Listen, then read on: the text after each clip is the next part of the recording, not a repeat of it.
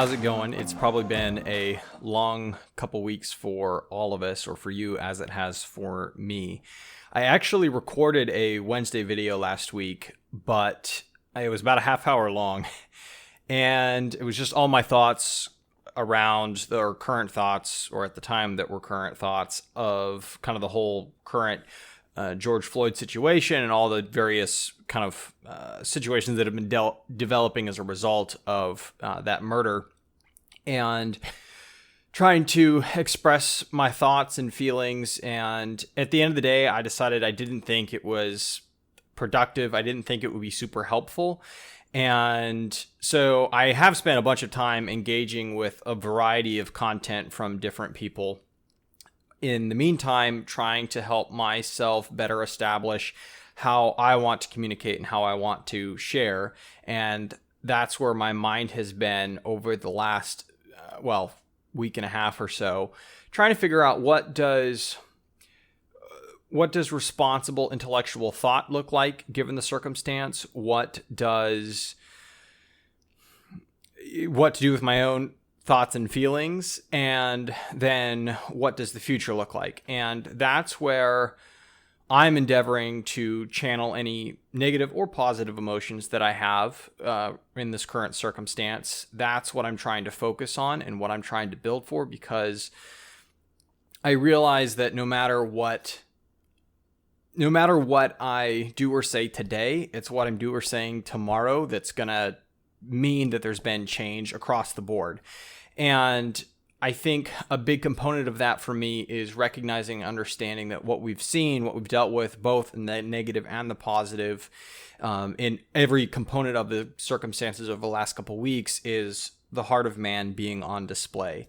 And at the end of the day, Cain is still killing Abel. There's nothing new under the sun. I literally, if you don't follow me on Instagram, literally last night or the night before, I went to go read my book, my Churchill book, and I picked it up right where I left off about a week and a half earlier.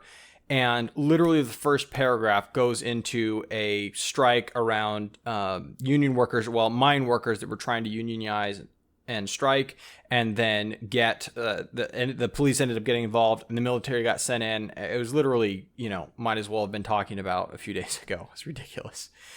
And it's just a reminder, there's nothing new under the sun. And the only thing new under the sun is me and my existence. And the question is what can I do with my existence to make sure that I am upholding what is true and good and right? Because at the end of the day, a system is a system, and a system is comprised of human beings, and the actions taken by a human being they are responsible for, they are also then influenced by the people around them, as we've seen evidence kind of across the map over the last couple weeks. And that's where my heart and mind are focused, and trying to remind myself that to not get distracted with maybe the mantras of others, the accusations of others, the broad sweeping kind of philippic commentary across the board that we've seen. And even this idea of if you're not saying something loudly and vociferously, then you are a part of the problem. And that's something that I think each one of us is going to have to deal with in our own way, regardless of honestly where you're coming from. In that, I don't think that that's inherently true. I think what the truth of the matter is, or the real question is, how are you conducting your life? And I know that I endeavor to conduct my life in with as much integrity and honesty and I don't know if openness is the right word, because I think the zeitgeist maybe gets carried away with being open and maybe not as critical or thought-worthy as some things maybe ought to be. But I do try and practice what's good and what's true and loving and kindness, and try and present myself as a worthy ambassador of Jesus Christ in how I conduct my life. And so those are the things that I've been really trying to focus on and think about going forward in the future, and what I can do, what I ought to stand for, how I stand for what I want to stand for, and how vocal I am about what I want to stand for, versus maybe understanding some things are private, some things are not meant for social media or the YouTube or Facebook or whatever it is. At the end of the day, our lives and life itself is comprised of our individual circumstances and the personal relationships that we have with others. And a lot of times it's been feeling like that's been getting lost, though it hasn't been lost on some who have advocated even kind of distancing yourself from even family and friends who might not have spoken up or given of themselves in a particular way to a specific cause in light of this whole environment. And that's just not a productive way to think. What we've seen is kind of this, again, there's so many things to unpack, and I don't really want to get into unpacking all of them because it's a million rabbit holes. And at the end of the day, how I'm living my life is what matters. But one of the things we've seen is this engendering of a warlike mentality and the drawing of lines in the sands and a black or white, in a contrast sense, presentation of situations. And we forget that humanity is flawed. And then we also forget that at the end of the day, there is no humanity in war whatsoever. And once you've identified and drawn those lines in the sand, there is no room left for forgiveness. There's no room left for crossing to the other side. There's no room left for conversation, for real relationships and growth and maturity. And that is something that I think is going to have to be encouraged and pursued by individuals if we actually want to see, well, not if we actually, given that we want to see change and betterment across the world in the matter of racism. So that's something I've been thinking a lot about. At the end of the day, I think it was a great reminder that evil is a part of the real world. We live in the real world where there is evil. We don't get to spend our lives forgetting the fact of what lives around us and the fact that there are people who have chosen not to pursue that which is good and true and present themselves as essentially, again, not to get carried away with a warlike mentality, but they're living their lives in a way that puts them at odds as opposed to at war with what is good and true. And like that is a huge component to life, and it's a huge component to life in that it directly impacts us and our lives. And so I think it's been honestly a great reminder that evil is everywhere. It's not just, it doesn't just exist inside racism. It doesn't just exist inside the particular murder of George Floyd, but it's everywhere, and it's across the world. It's not even just a particularly U.S. problem across the board. So anyway, those are some of the general thoughts that I've been having and where I've been coming from and what I've spent dozens and dozens and dozens and dozens of hours thinking through and listening to some different points of view and things like that, trying to inundate myself with a little bit, not from the standpoint of like I need to learn a whole bunch, but I need to help my mind understand what my perspective is when it comes to how I want to conduct and live my life and present my life also, in that I am here on YouTube and things like that. So I am going to go ahead and link down below a couple of videos that I've watched that I really enjoyed and I thought were excellent and interesting. You don't have to agree. You might have a completely different perspective, but that's part of hopefully the maturity of the conversation and an actual dialogue, and also give you maybe an idea of, first of all, maybe they'll be helpful and informative and to you. And then second, maybe they will be, give you also, again, greater background into where I'm coming from. So where I'm at in terms of daily life, again, this is a Tuesday, not a Monday upload, just because I've been trying to figure out how I want to approach everything. But with the condo search, I'm still touring. I'm narrowing down the focus of what I want to look for. I'm really trying to focus on it being an investment versus it being like a long-term home for myself. So I've been trying to kind of cut away some of the frills of something I might like for myself that might not matter from an investment standpoint. So that's been a decision and thought process I've been going through. I have run into a little bit of trouble of trying to figure out how or the best way to liquidate my stock investment so that I have the cash to do the down payment and all the different fees and everything associated with the first purchase. Upfront purchase. And that's something I'm still kind of going back and forth with. I'm trying to have a conversation with the mortgage guy and, obviously my brokers. Then we'll see if I need to go outside of that circle for more input. But that's where I'm at. Been trying to, unfortunately, but maybe likely or to be expected, something that I've been running into. At the same time, it's been a really interesting learning experience because I'm learning more about tax code and typical withdrawal policies that are pursued and things like that by different types of IRAs and all that kind of stuff. So it's been really, really interesting and informative, and I intend for it to be informing my path going forward, which will be good and helpful.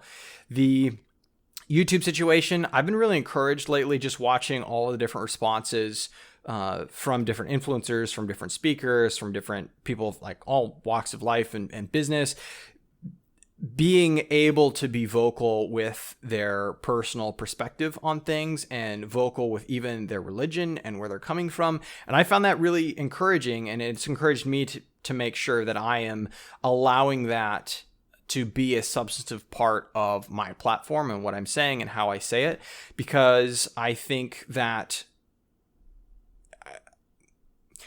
that's something that I want to be, and I'm not always sure how to be that within contexts outside of a small, tiny group of friends, for instance, or family. So that's been really, really cool. And other than that, no super major things are going on.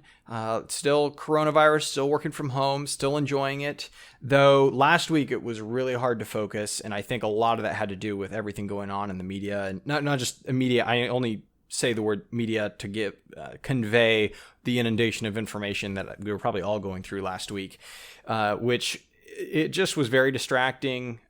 It was emotionally heavy trying to figure out, approaches to things mentally, cognitively, and physically. But I've been also then trying to channel a lot of that energy and whatnot into getting outside. I've been working out, I've been eating well, and so that's been good. And setting, I think, better and better standards for myself. It's so easy to slip into a path of least resistance, but that is just not a good way to live. And right now is such a prime opportunity to practice good habits and force yourself into good habits, because there's so little resistance around you to help force you into routine, to help force you to do things that need to be done, but maybe could wait a week if you didn't really need to do them today. And so that's been both a serious struggle, but again, I view this as a unique opportunity to reinforce some of those things in myself and who I want to be. So that's kind of the general gist of things. I'm excited to see what you think of the different clips and YouTube things that I'll link down below.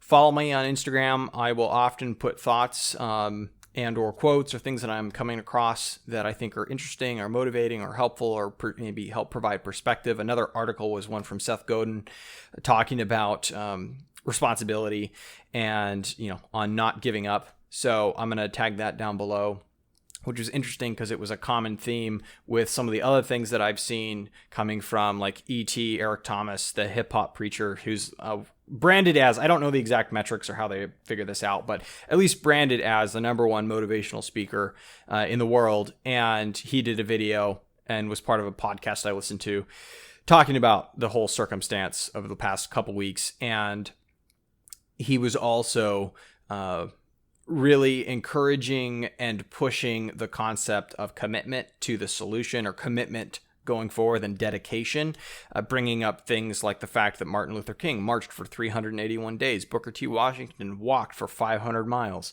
and truly excellent leaders and examples for the rest of us who, maybe are not always feeling motivated, or maybe are seeing circumstances like we see in the world around us and wanting to hunker down and focus on our small, maybe more internal lives or internal opportunities. And I'm going to link a Joe Rogan podcast that I thought kind of spoke to that a little bit, with just some really interesting stories and things about people who live completely differently from how I live and probably how most of you live. So anyway, it's really funny because I told friends and family coming into 2020 that I was really excited for 2020, and I thought that it was going to be a really good year and a lot of things were going to happen.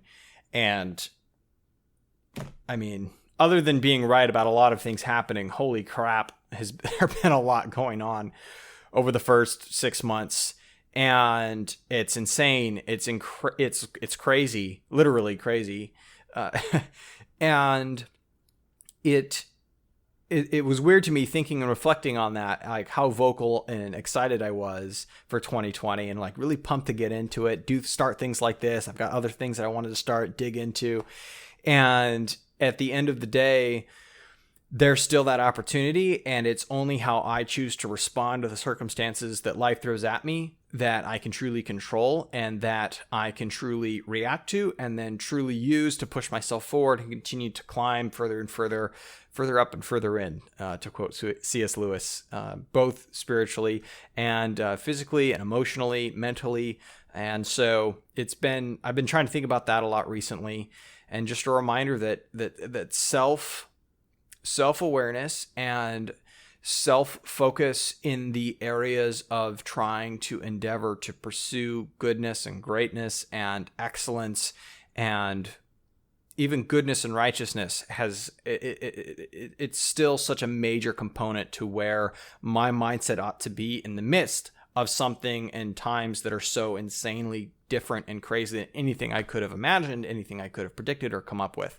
So that's where I'm going to leave you with today.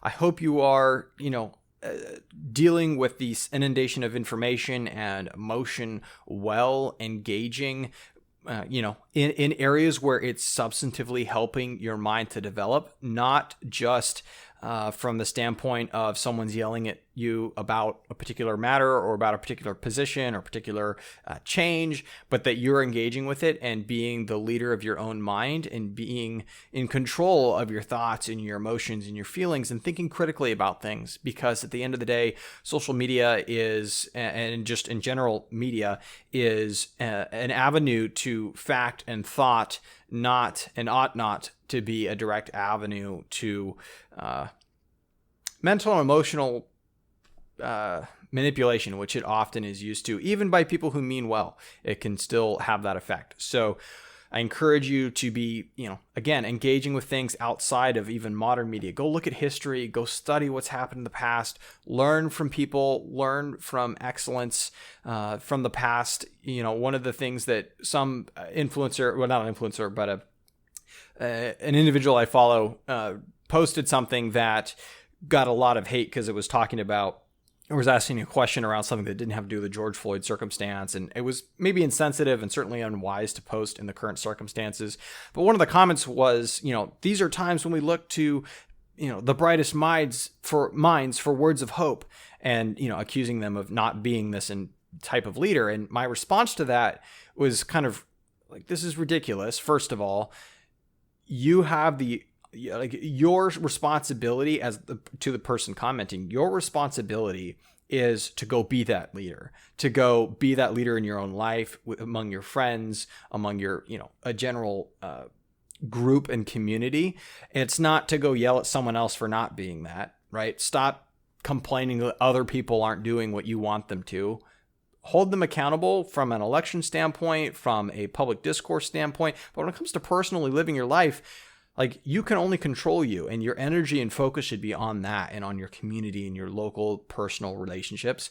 And then second is words of hope, words of direction, wisdom have been given to us for thousands of years. You can go find it. They're available out there, and you can look at this. Like, go listen. Like, to be honest, the lack of people quoting and referencing Martin Luther King over the last several days or week or so is blowing my mind, right? A superb leader who did some amazing things in the fight against racism.